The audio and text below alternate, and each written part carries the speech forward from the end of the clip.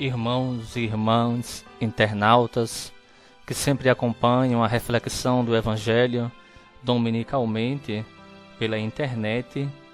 Então hoje, dia 2 de novembro, onde a Igreja realmente celebra em sufrágio de todos os que, justificados por Cristo, já partiram desta vida e esperam ver a Deus face a face, como também este é um desejo de todos nós, cristãos, que ainda estamos aqui nesta terra.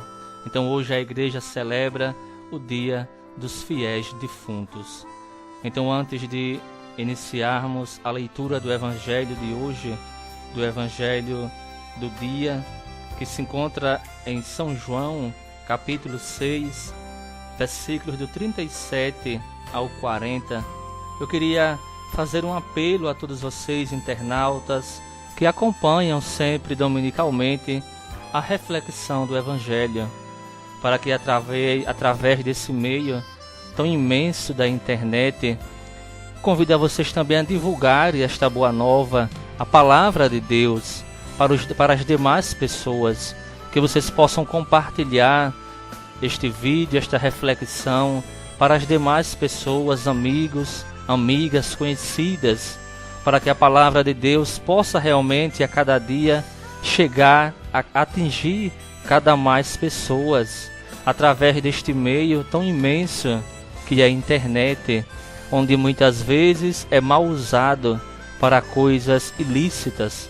E hoje o Senhor nos dá a oportunidade de usar esse meio para disseminar a sua palavra. Então, amados irmãos e irmãs, atentos, ouçamos com atenção a palavra do Senhor, que se encontra em São João, capítulo 6, versículos do 37 ao 40. Ouçamos.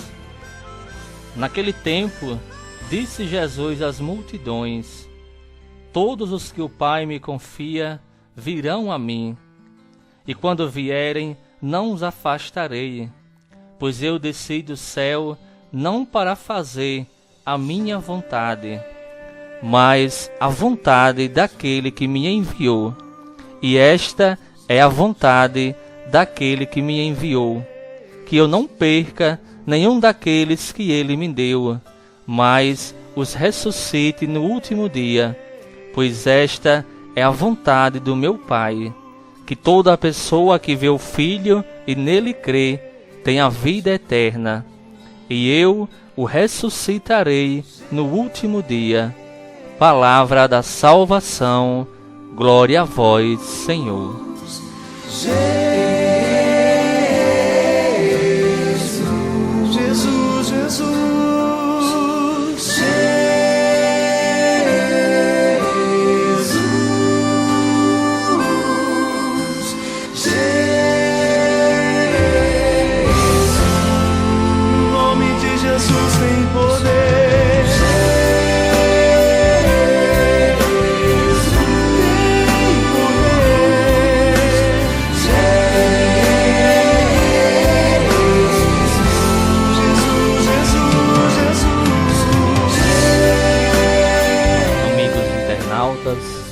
Hoje a Igreja celebra a memória dos fiéis defuntos, os sufrágios de todos aqueles que já partiram desta vida para a presença do Pai. Mas hoje, acima de tudo, não é um dia para a tristeza, mas é um dia especialmente para nós colocarmos também em prática as três virtudes teologais, que é a fé, a esperança e a caridade.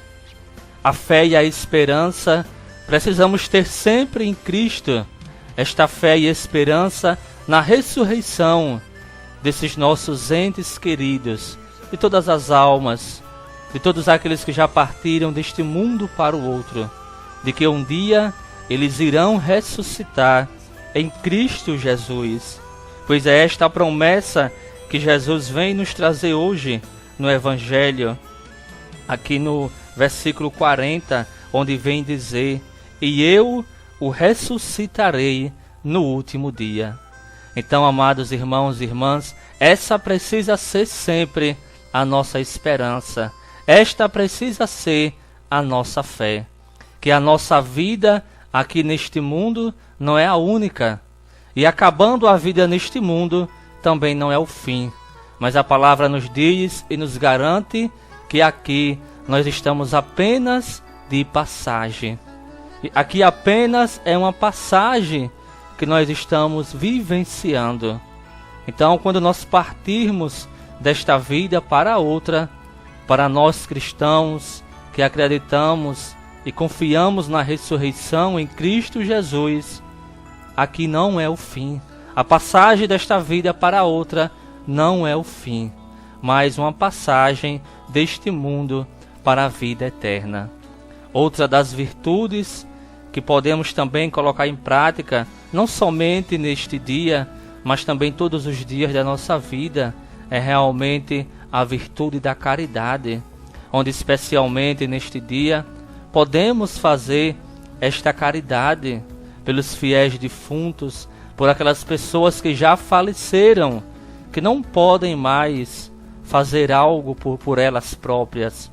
Então, neste dia, você pode ir realmente ao cemitério, visitar os túmulos dos fiéis falecidos com respeito, rezar pelos mortos, pelas almas deles, fazer também visita aos doentes, em oferecimento também dos entes queridos, para que o seu sufrágio seja aliviado a sua pena no purgatório e eles possam enxergar mais rapidamente a face de Deus, possam mais rapidamente alcançar o céu.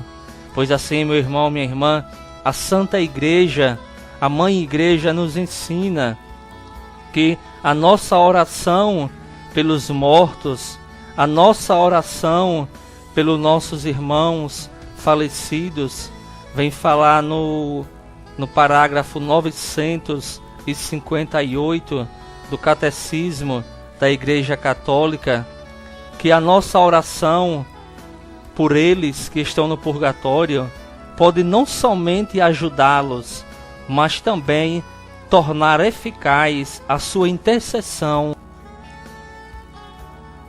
por nós. Então, amados irmãos e irmãs, a Igreja realmente nos afirma isto, que as almas dos fiéis defuntos, não somente as que já estão no céu, mas assim como também as que estão no purgatório, intercede por cada um de nós. Vamos um exemplo muito prático. Você que tem a sua mãe, o seu pai, enquanto vivos aqui na terra, eles intercedem por cada um de nós, por cada um dos seus filhos e filhas. E será que sua mãe ou seu pai, falecendo, partindo desta vida para outra, será que ele vai deixar de interceder pelos seus familiares, pelos seus filhos e filhas? A Igreja afirma isso com muita clareza, que de maneira alguma eles deixarão de interceder por nós. E ainda mais a Igreja afirma que se a gente reza pelas almas do purgatório e aquela alma sai do purgatório, quando ela sai, ela será também no céu nossa intercessora fiel.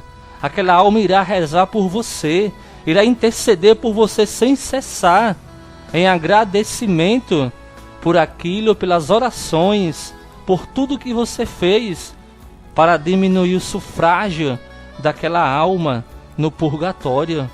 E o purgatório não é apenas uma invenção da Igreja, como muitos falam, mas é algo já desde os primórdios, já desde o Antigo Testamento nós já vemos isso na Palavra de Deus, nos livros do Macabeus, segundo Macabeus, a partir do capítulo 12, do 39 ao 45, você pode ler aí na sua casa, na sua Bíblia, que já vem falar realmente desse relato da oração de Judas Macabeus pelos seus soldados que tenham sido que tenham sido executados em ordem de batalha, na guerra. E também a Bíblia nos traz outros relatos, outras passagens também, que nos realmente faz configurar com o purgatório. Por exemplo, em Mateus capítulo 12, versículo 31, onde vem falar do pecado da blasfêmia contra o Espírito Santo, dizendo que se alguém tiver pronunciado uma blasfêmia contra o Espírito Santo, não lhe será perdoado, nem no presente século, nem no século futuro. Então, meus amados irmãos e irmãs, desta afirmação, os teólogos da igreja e também nós podemos tirar a conclusão, deduzir que certas faltas podem ser perdoadas no século presente, aqui na terra, enquanto estamos em vida, ao passo que outras poderão ser perdoadas, como diz a palavra, no século futuro, ou seja, em outro estado de vida, em outro estado de purificação, que a igreja chama de purgatório. Então precisamos sempre crer e acreditar também na nossa Mãe Igreja. Outro texto também do Novo Testamento, que relata também o purgatório, é Lucas 12, 58 ao 59. Ora, quando fores com teu adversário ao magistrado, faze o possível para entrar em acordo com ele pelo caminho, a fim de que ele não te arraste ao juiz, e o juiz te entregue ao executor, e o executor te ponha na prisão. Digo-te, não sairás dali até que pagues o último centavo.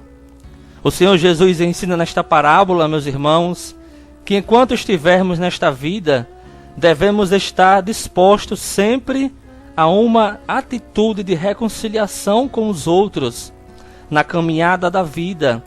Devemos sempre entrar em acordo com o próximo, pois a caso contrário, ao fim da vida seremos entregues ao juiz supremo, que é Deus, e nos colocará na prisão, isto é, no purgatório. Dali não sairemos até termos pago à justiça divina toda a nossa dívida, até o último centavo. Mas o Senhor também nesta passagem nos dá a esperança. Mais um dia haveremos de sair. A condenação, nesse caso, não é eterna. Então aí está, meu irmão, minha irmã, nesta parábola fica bem claro, onde o Senhor deixa bem que um dia sairemos deste lugar. Então existem vários e vários outros textos bíblicos que relatam realmente a passagem do purgatório na Sagrada Escritura. Mas voltando para o Evangelho de hoje, onde realmente esta é a vontade do Pai, que nenhum dos seus filhos, nenhum dos filhos que o Pai confiou a Jesus, Ele quer que nenhum deles se percam. E quando vierem, não os afastarei de mim. Pois Jesus diz, desci do céu, não para fazer a minha vontade, mas a vontade daquele que me enviou. E esta é a vontade daquele que me enviou, que eu não perca nenhum daqueles que ele me deu.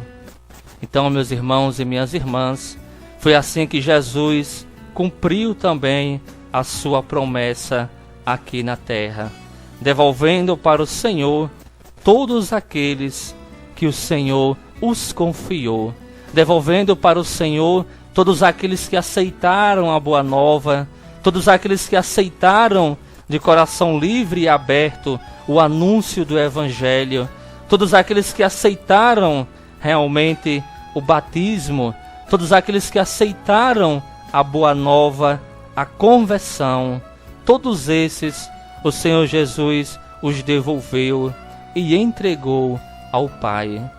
Outra passagem muito clara no Novo Testamento que nos fala do purgatório é na carta de São Paulo a Timóteo, capítulo 1º, segunda carta de São Paulo a Timóteo, capítulo 1, versículos 16 ao 18. São Paulo vem dizer: que o Senhor conceda a Onesíforo encontrar misericórdia da parte do Senhor naquele dia. Então este versículo dá a entender que o Onesíforo, um amigo do apóstolo Paulo, já falecera, já estava falecido. Então, conforme também alguns teólogos relatam, que Paulo estaria fazendo uma prece em favor do defunto, estaria assim pedindo a Deus Pai que seu discípulo Onesíforo obtivesse misericórdia no juízo final. Então, meus irmãos e minhas irmãs, não temos por que duvidar da doutrina que a Santa Mãe Igreja nos ensina. Então, que você não se deixe, muitas vezes, convencer, se iludir por palavras de outras pessoas, de outras religiões. Se você é cristão, católico, nós temos que crer e acreditar na doutrina que a nossa Santa Mãe Igreja nos ensina. E não temos que estar por aí dando ouvidos a outras heresias que outras religiões tentam pregar, mas temos que realmente sermos fiel a Jesus Cristo e aquilo que o magistério da Igreja nos ensina por meio do seu pastor maior, o Santo Padre, o Papa. Louvado seja nosso Senhor Jesus Cristo, para sempre seja louvado.